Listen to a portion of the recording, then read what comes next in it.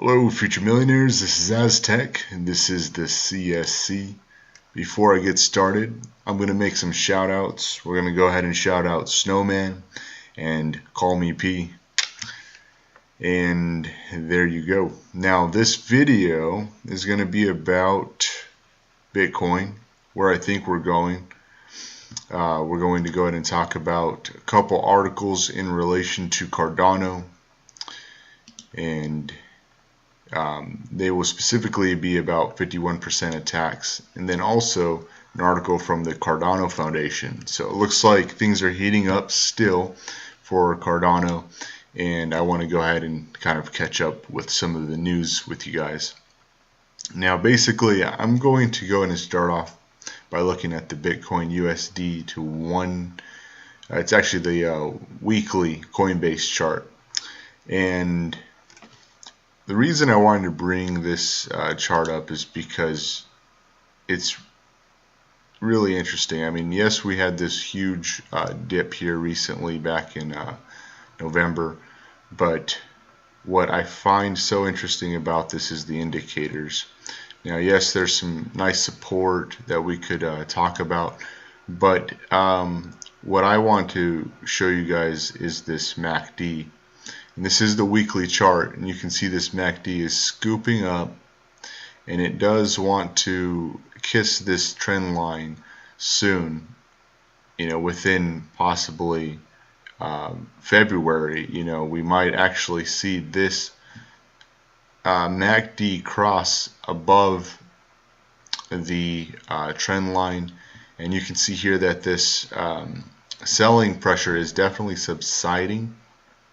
So this is just really interesting because a weekly chart holds a lot of significance, and there is a good possibility that this MACD could actually just kiss the trend line and then keep going lower, which is definitely a possibility. But there's also a very good chance that we cross over. Now, doesn't mean that we cross over and just keep going. We could get a nice little small crossover for a couple weeks or something like that. But I do find this interesting, guys. I just wanted to point this out. This is the weekly chart, and it's very important to me because it looks like we are scooping up pretty hard and that we may cross over this trend line soon. So knowing that, taking that into consideration, we can go ahead and zoom out a little bit and take a look at the daily here with you guys. So same chart, but basically the daily. Dailies are also really significant charts, and here we can actually see I had drawn these two trend lines here about a couple weeks ago when I was looking at everything, and based off what I was seeing, I was talking to everyone on the Cardano Telegram channel, and I was saying, after the last video, I was saying, I'm suspecting some nice sideways action, and basically we have been going pretty much sideways for the past couple weeks here.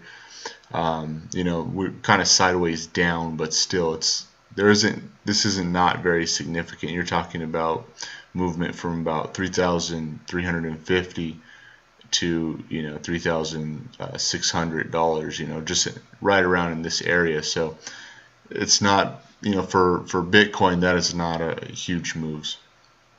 Now a lot of people are calling attention to this pattern within my pattern that I've drawn here, which is this descending wedge. And generally speaking, if we're calling out patterns, if you're going to call out this pattern here a descending wedge, basically 70% of the time you do break upward out of a descending wedge. So we could see some movement upward just based off this pattern here that we're forming within the descending channel. So the descending channel is this line here and this line here, and the descending wedge is within the channel, and it's these touch points here and this trend line here. So you can see that basically we have 1, 2, 3, 4, 5, 6 touches within this descending wedge, and it's it's definitely bouncing around in this kind of area. So again, based off the pattern, it looks like we could move up from here. There's a good chance. And if we look at the RSI, it's pretty much where it's been, for a while. Just in this kind of 30 to 40 RSI level, which is very close to being oversold. Or I mean, it is pretty oversold. 38, which is where we're at, is pretty oversold. But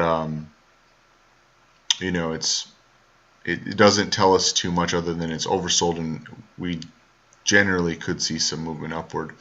And if we look at the daily's MACD here, let's go ahead and just break it open.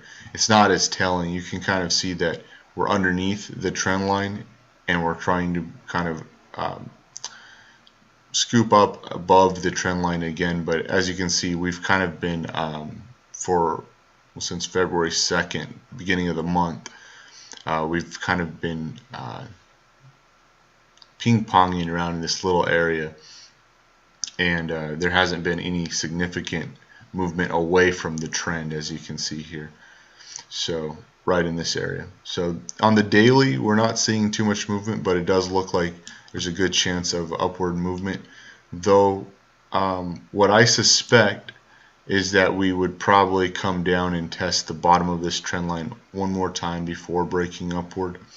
Now let's go ahead and zoom out, or zoom in a little bit more to take a look at this descending wedge. You can see the descending wedge a little bit more clearly now, like this in the 4-hour chart.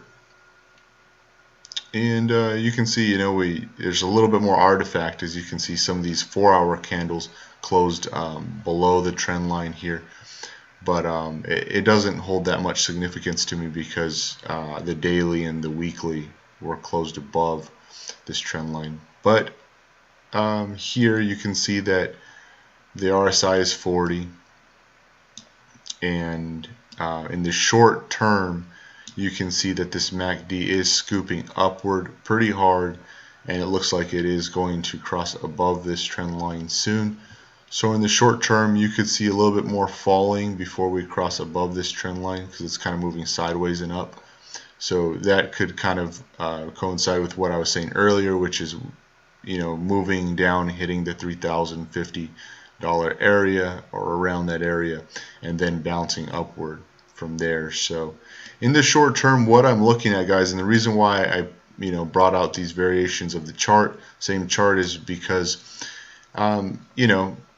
we're definitely really oversold. And I'm not saying that we're not going to hit the $1,800 that people are talking about, or the $2,800 Bitcoin level that people are talking about.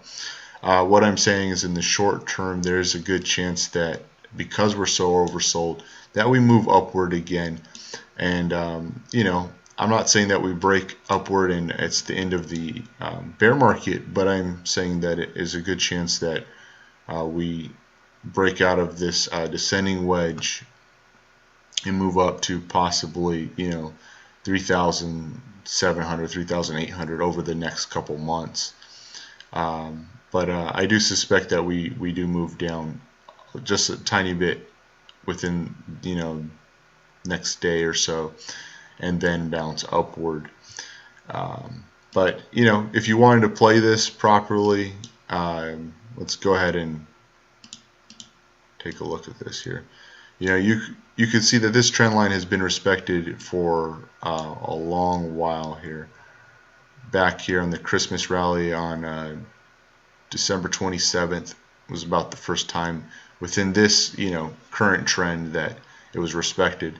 So this line is definitely very significant, and if we were to break downward again and kind of test this 3,340, 50, or $30 area before we bounced upward, a nice stop loss could be placed around 3,000 3,280 right underneath this strong line here, which is pretty significant if you go back.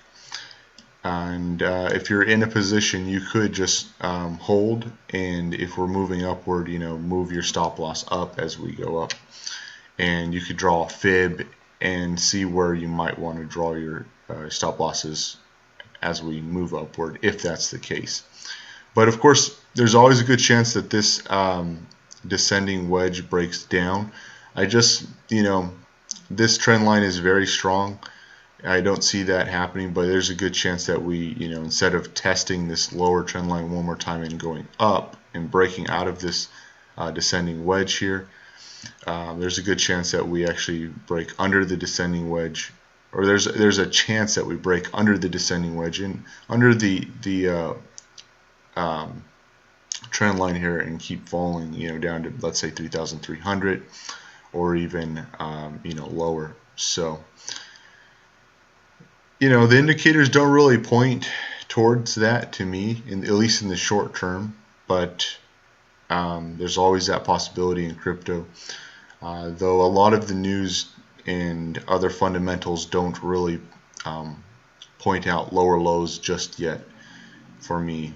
So that's my analysis. Now, in general, guys, I've kind of been out of the trading for a while just because I wanted to just pull back, take some time, reassess. From here time to time, I really suspected sideways kind of movement, downward movement. So after my last video, so I just pulled out, and I've kind of been looking for a time to buy in, and I think there's a good chance that I'll be buying in soon again. But Cardano has not been sleeping. While I've been away kind of resting and taking some time away from crypto, Cardano has not. And you can actually go on their Telegram, their announcements page, and you can see that they just, they announce a lot, and there's a lot of information that you guys can gather from, what they're doing from that announcement page.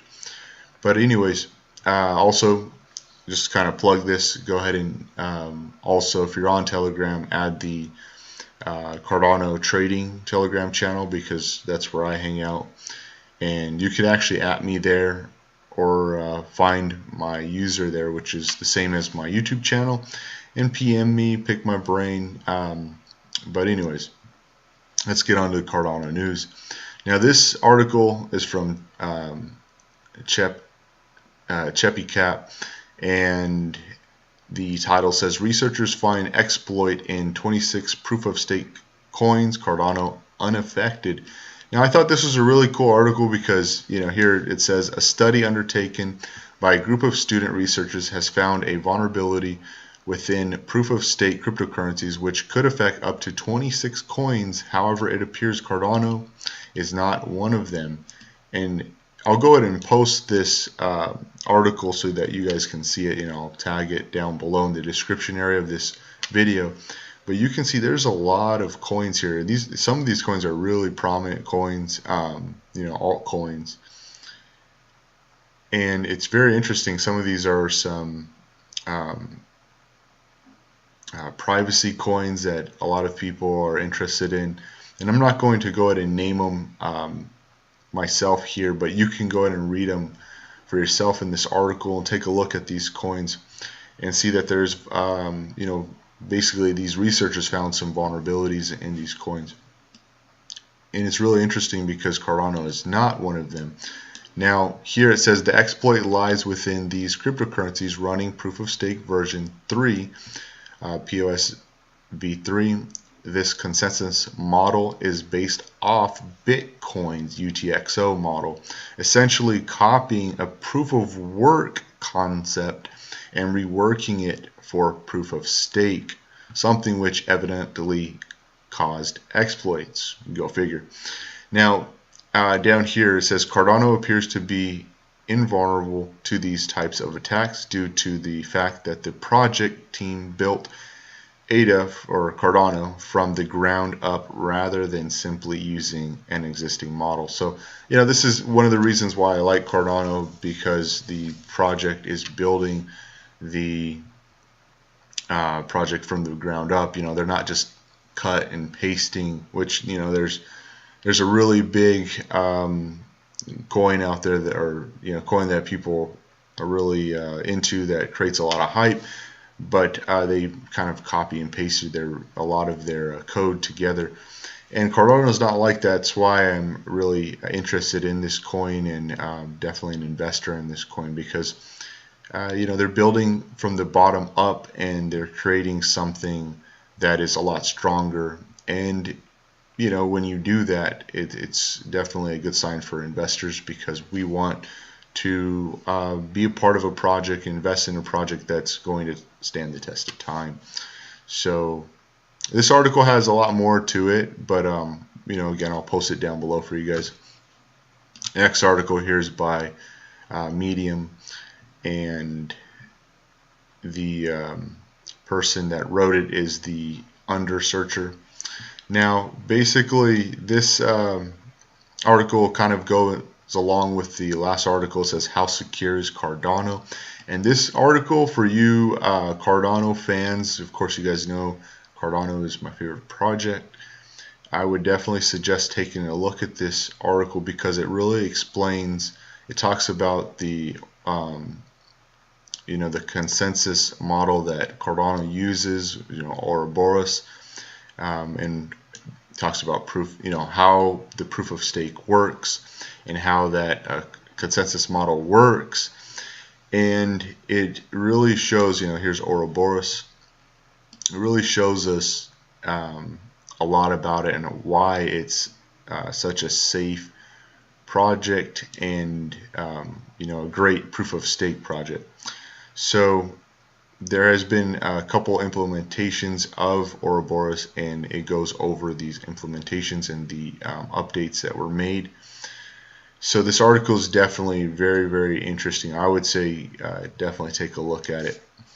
Now, down here, this is the part of the article that I wanted to talk about. It's the conclusion. It says, Cardano's consensus mechanism has been mathematically proven. Mathematically proven. This is something that I really like about Cardano. They don't just throw code together. They have mathematicians that can prove that their consensus mechanism works. Now it says, Cardano's consensus mechanism has been mathematically proven to be secure under the assumption that the majority, greater than 50% of its participants, are honest. The fact that it relies on this assumption means that it's not resistant against 51% attacks by definition.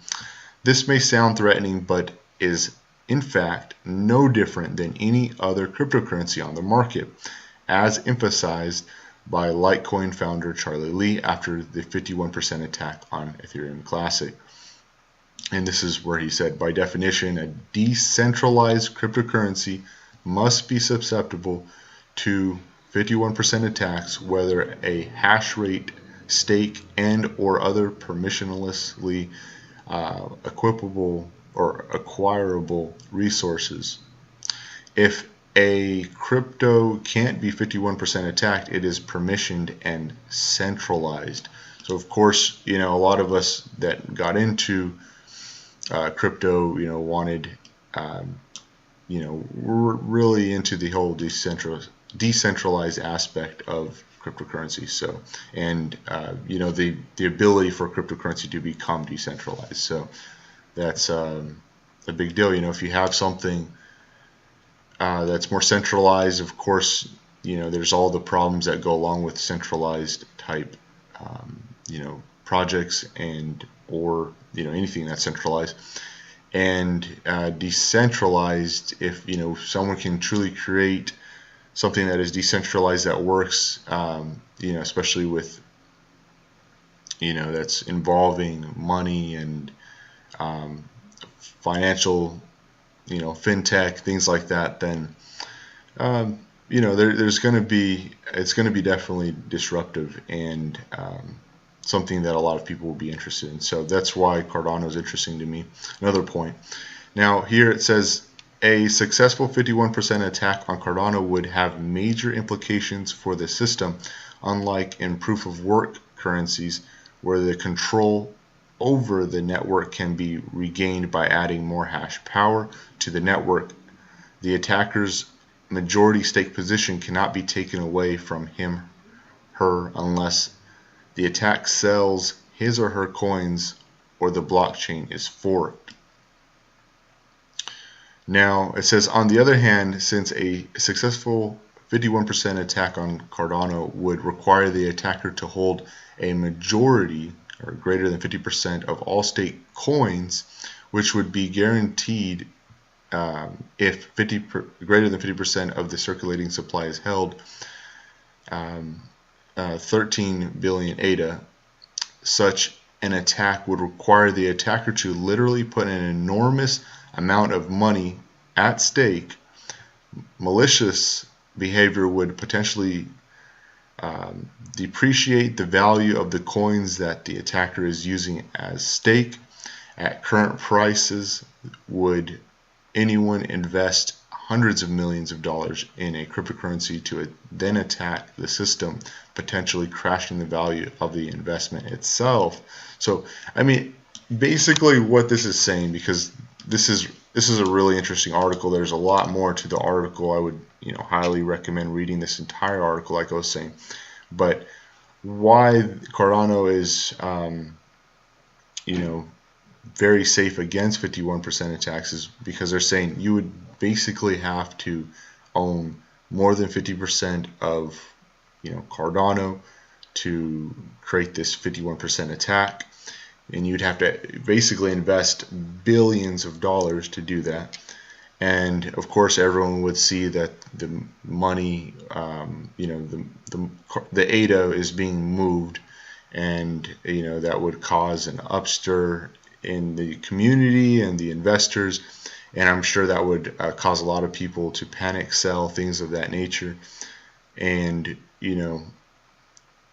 basically the whole reason that you want to create a 51% attack is to create more ADA for yourself. So you're wanting to gain more ADA for yourself to either sell or have it and hold it. But what good would that be if people start panic selling everyone else, the rest of the 50% of the people that have and hold ADA sell? You would lose all the $13 billion that you put into your attack. So what's the point? Basically this is one point, and this article goes into other points of why and how Cardano basically is safe in the way that these mathematicians and doctors and coders have made Cardano so that it is very safe, while it creates one epoch and sends information over to the next epoch, and basically creates a very safe staking ability. So anyways, this article is very interesting. I'm going to go ahead and post it down below for you guys. And lastly, please forgive me, guys, I'm very tired today. I've been charting for a couple hours, and I'm just tired in general, so kind of fumbling here. But anyways, this is an awesome article. It's from Cardano Foundation, and it says Cardano Foundation opens dialogue on blockchain implementation in Davos.